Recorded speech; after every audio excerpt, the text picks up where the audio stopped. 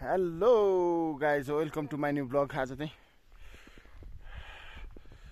चौथो दिन हामी मस्जिदबाट थोरै माथि हिँड्दैछौँ सिङ्ला जाने। सिङ्लाको भ्यू बब्बाल देखिरहेको छ गाइज। यस्तो ठाउँ यस्तो यस्तो सानो सानो मानेहरू हुन्छ गाइज। ओम माने पेमे हो, माने पेमे हो। यतिको खर्च चाहिँ चाहिन्छ है। यो सिङ्ला भनेको चाहिँ तामाङ समुदायहरूको सिङ भनेर चाहिँ एउटा बस्ने ठाउँ रे, रमाइलो गर्ने ठाउँ, घुम्न आउने ठाउँ रे। ला भनेको चाहिँ फाँट टाइपको भन्ने कुरा गर्छन्।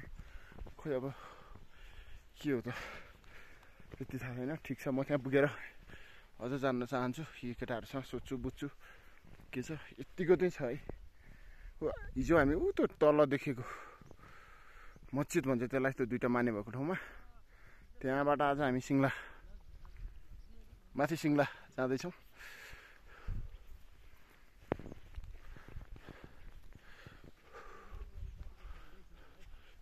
वेदर क्लियर भएको भए चाहिँ अहिले ठ्याक्कै गडेस हिमाल, माछापुच्छ्रे, तादिङ बेसीको पुल, काठमाडौँको भ्यू टावर सब यही ठाउँबाट अवलोकन गर्न देख्न सकिन्थ्यो हामीले मजाले।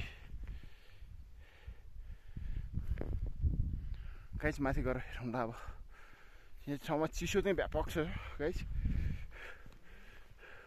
मलाई अहिले काम गर्दा चाहिँ भिडियो बनाउँदा नि चार्ज एकदम पावर ब्याङ्क चाहिँ बोकेर आउनु। यहाँ घुम्न आउँदा एकदम बवाल आउँछ।